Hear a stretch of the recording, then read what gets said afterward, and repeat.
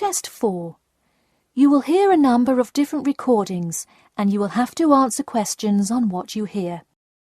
There will be time for you to read the instructions and questions and you will have a chance to check your work. All the recordings will be played once only. The test is in 4 sections. At the end of the test, you will be given 10 minutes to transfer your answers to an answer sheet. Now turn to Section 1. Section 1. You will hear a conversation between Peter and Jim talking about some details for their shared accommodation. First, you have some time to look at questions 1 to 4.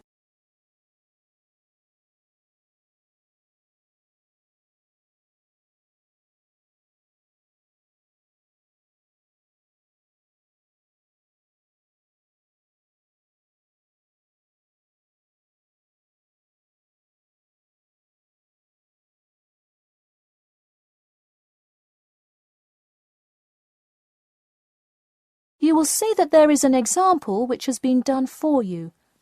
On this occasion only, the conversation relating to this will be played first.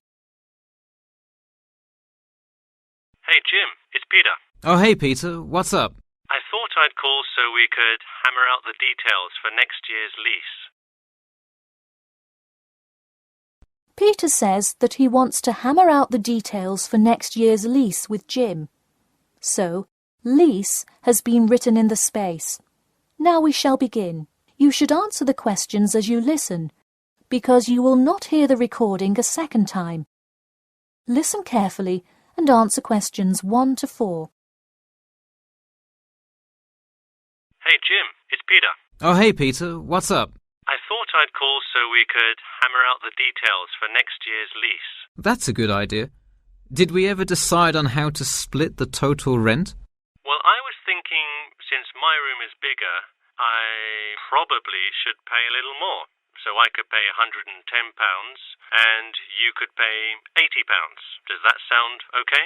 Considering that my old apartment cost me £100 for a smaller room, I'm definitely all right with that. Hey, I was looking at a map of the area and can't seem to find a bus stop near it. Do you know where we would catch the bus? Well, the bus is actually pretty far from us, but we have that garage that we can park our cars in. Wow, that's great. Convenient parking is hard to find, so we're lucky we have that. Okay, so we have a whole lot of things we'll need to buy when we move in. How do you want to split that up? I was wondering, do you still work at the supermarket? Yep, every Tuesday and Saturday. Would you be able to buy things from there if I sent you a shopping list? Sure, I can do that. Great. Then I can take care of whatever else we need that you wouldn't get at a supermarket. If you want, I'll pick you up from work that day and we can go to the apartment together. Oh, that would be great, thanks. No problem. That way we can split the cost of petrol. Works for me. It's so expensive these days, isn't it? It's downright obscene. Before you hear the rest of the conversation, you have some time to look at questions 5 to 10.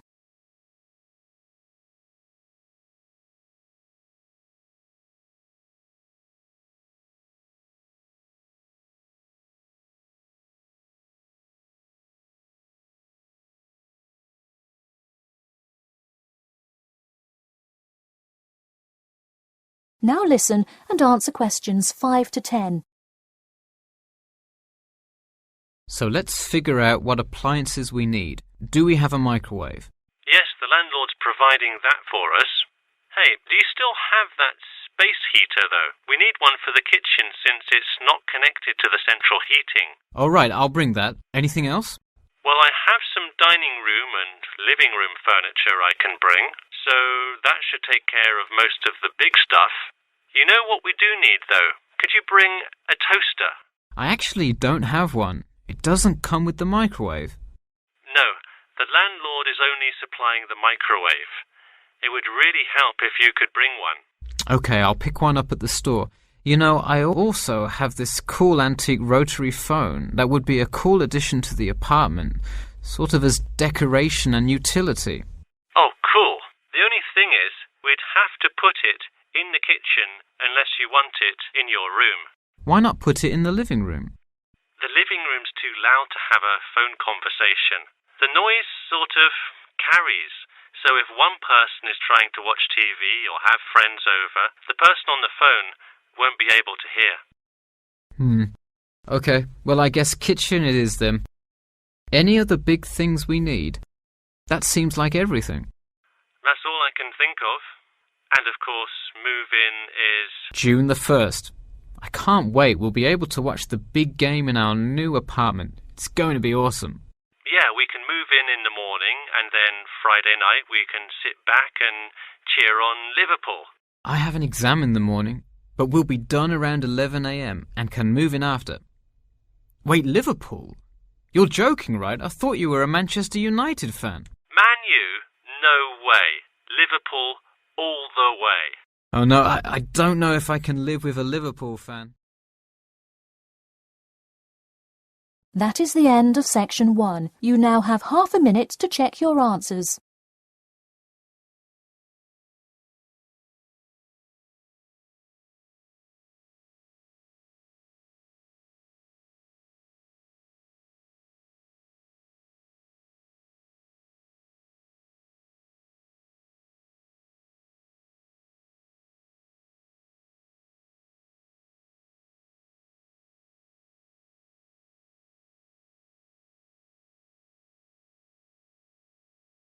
Now turn to section 2. Section 2.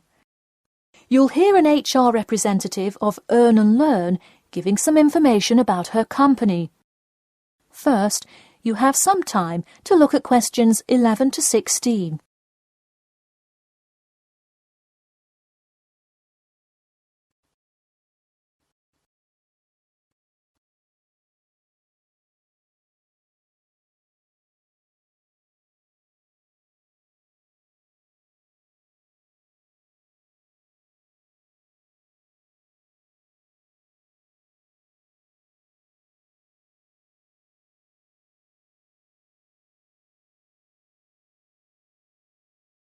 Now listen carefully and answer questions 11 to 16.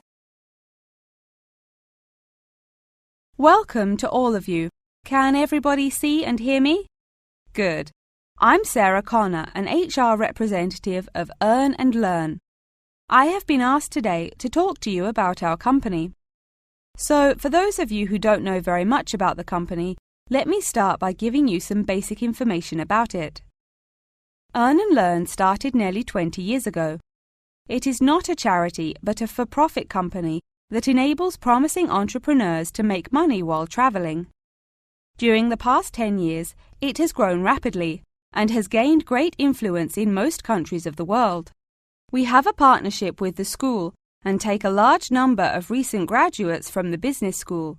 So if you are a recent graduate, I'd say you can consider applying to our company. Before your application, you might be curious about what sort of places you could go to.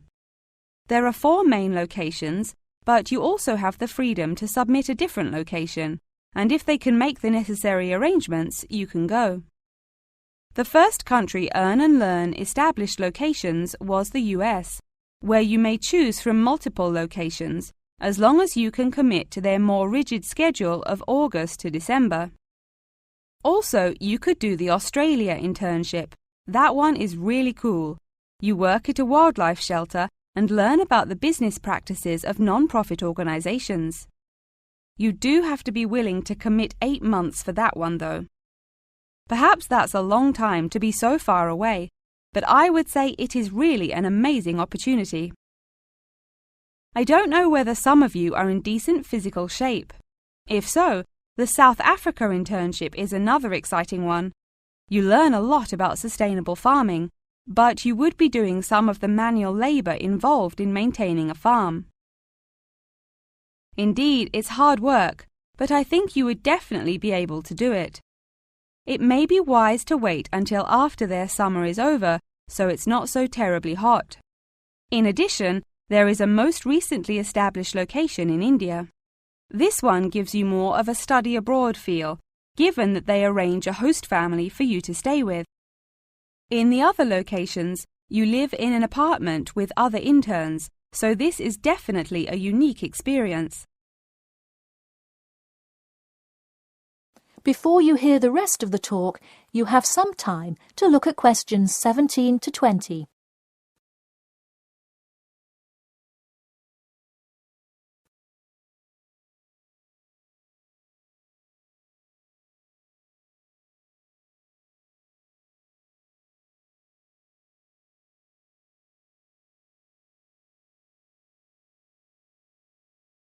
Now listen and answer questions 17 to 20. Regardless of where you go, at the end of the program you get a global travelling certificate, as long as you can explain your experience. You can provide a written log of what you did. I recommend writing journal or blog entries about what you do every day, or a weekly summary of each day. Of course, you don't have to write up a formal report or anything like that, and you need to apply for it once you have returned. Some students may want to know whether this is a paid internship. Actually, you have to pay for the flight there yourself. But you have the opportunity to create your own small business, which could earn you money if it's successful. So basically, you pay for it all up front, but when you're there, you can find ways to make money. That is to say, you pay for 2/3 of the cost up front as a deposit, and then give the final installment 1 month prior to your return. Finally, I have to remind you that you need a health check before you go to make sure you're not going to spread any communicable diseases. In addition, before you go, you don't have to attend any meetings or workshops. You'll meet everyone you'll be working with once you get there. Okay, well, that's all I've time for today. Thanks for listening, and I'm happy to take any questions if you have them. That is the end of section 2. You now have half a minute to check your answers.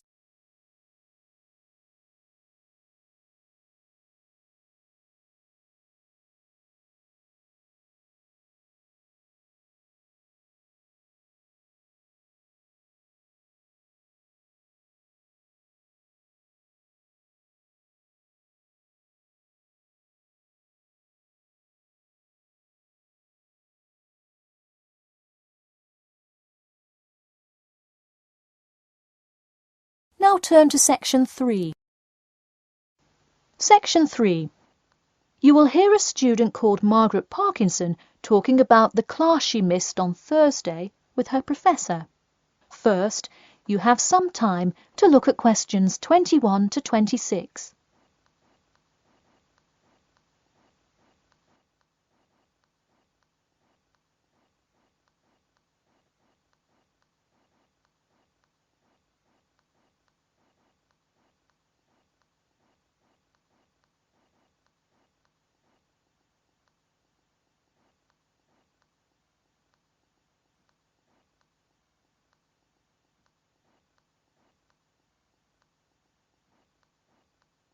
Now, listen carefully and answer questions 21 to 26. Hi, Professor Timmons. Do you have a few minutes? I was hoping to talk about what I missed on Thursday. Hello, come in. Sure, sit down. Could you tell me your name, please? Margaret, sir. Margaret Parkinson. I apologise for missing your class, but I had to go to the hospital.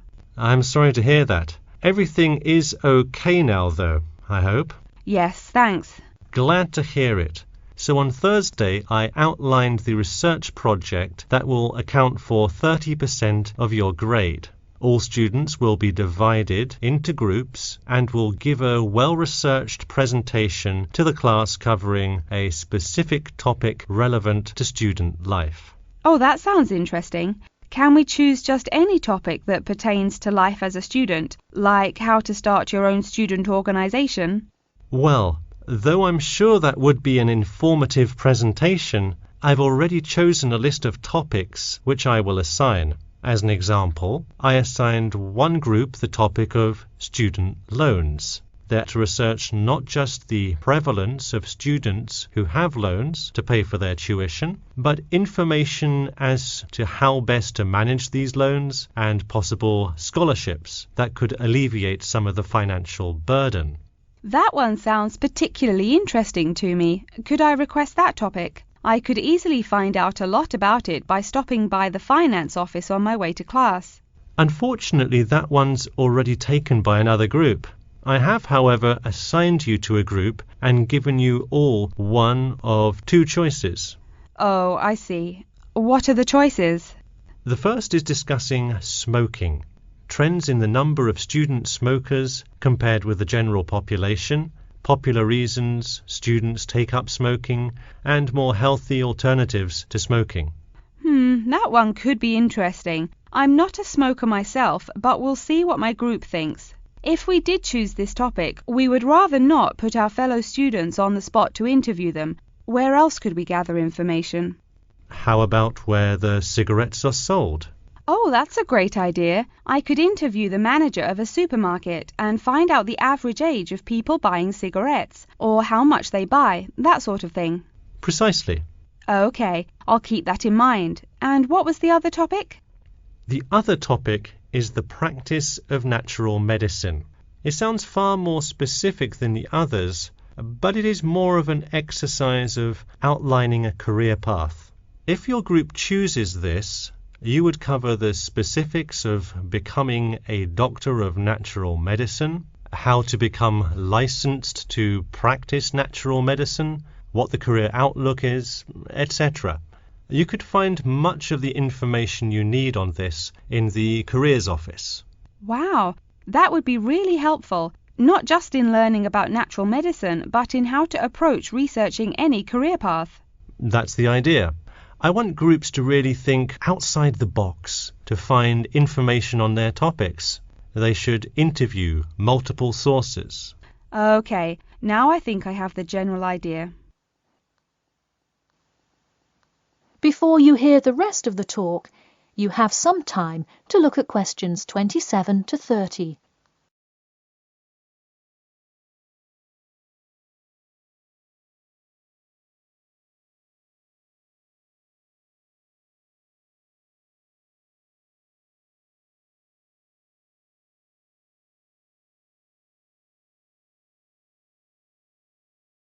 Now listen carefully and answer questions 27 to 30. When is the presentation due? I expect each group to send me an email attachment of the plan ahead of time by October 10th, so that I can ensure that you are on the right track. Oh, that's actually really reassuring. I would hate to spend so much time on a presentation only to find we had taken it in the wrong direction. So when is the presentation? I let groups choose from the list of time slots I have between November 1st and November 5th. Okay, how about the 3rd? I'll have to check with my group, of course, but maybe we could write a tentative time? Sure, let me take a look. I'm actually booked completely through the 3rd and 4th now. How about sometime in the afternoon of the 5th? Great, how about 2 o'clock?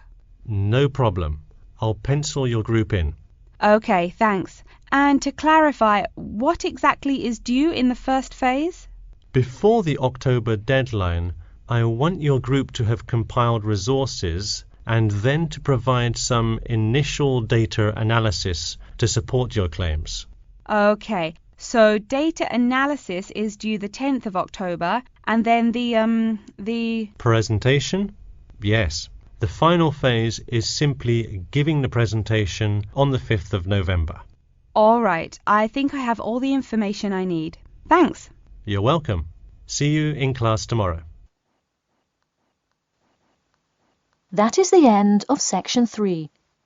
You now have half a minute to check your answers.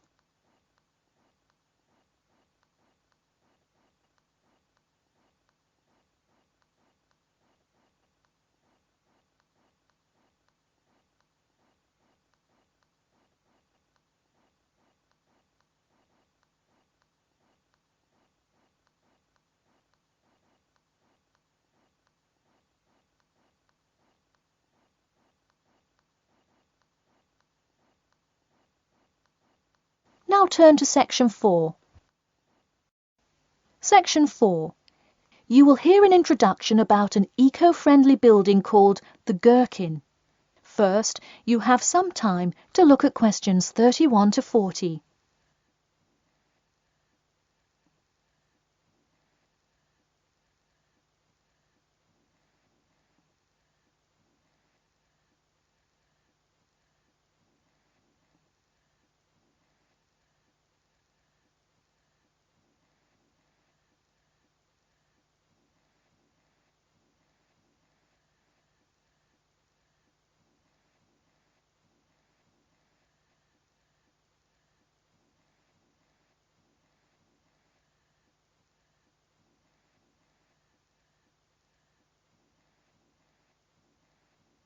Now, listen carefully and answer questions 31 to 40.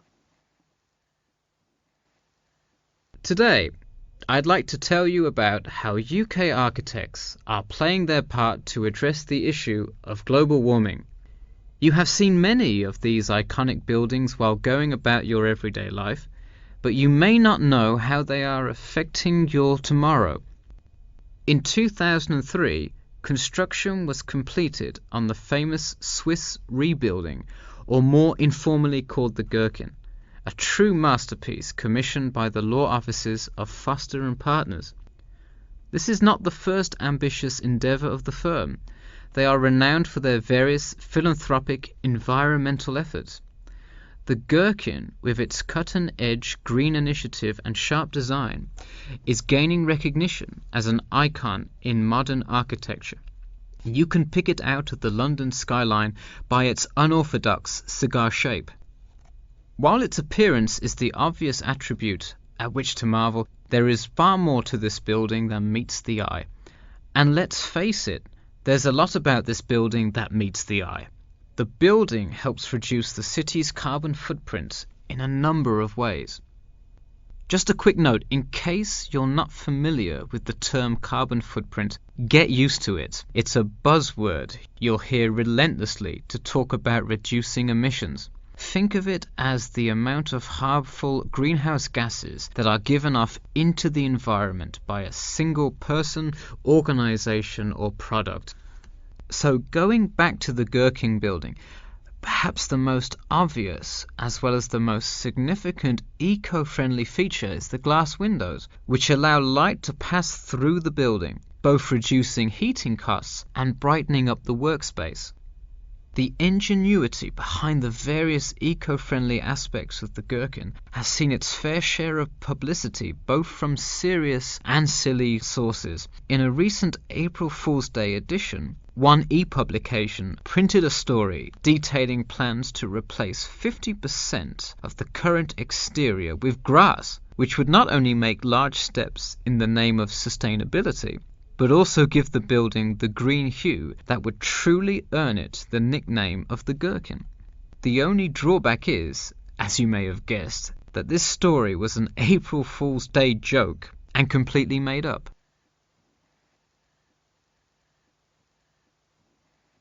In all seriousness, though, the building is setting a new standard of design that other architects and city planners just cannot ignore.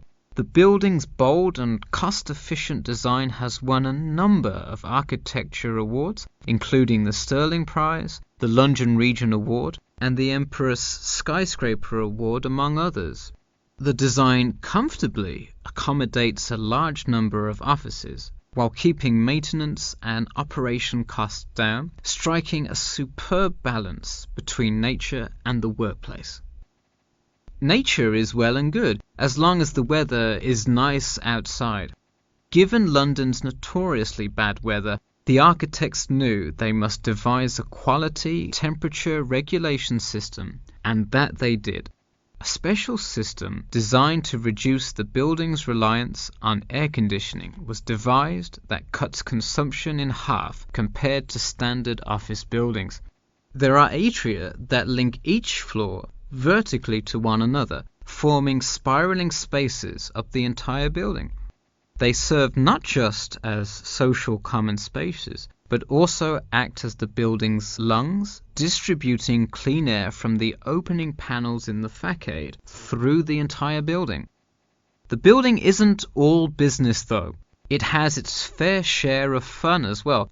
At the very top, a club room offers a picturesque entertainment spot for company functions, private parties, etc., with a breathtaking panoramic view of the city. The creation of such an innovative structure has many wondering what the future of urban planning and architecture may be. Well, if the other projects currently commissioned by Foster & Partners are any indication, the entire city constructed with similarly eco-friendly buildings is not far in the distance. The Masdar City development aims to create a desert city that produces zero waste and removes as much carbon dioxide from the atmosphere as it puts in, a huge feat in protecting our Earth. The Gherkin is a truly impressive feat, yet it is not the only one worth noting. Now to move on to another green initiative, I'll tell you about the Eden Foundation building found in Cornwall. That is the end of section 4. You now have half a minute to check your answers.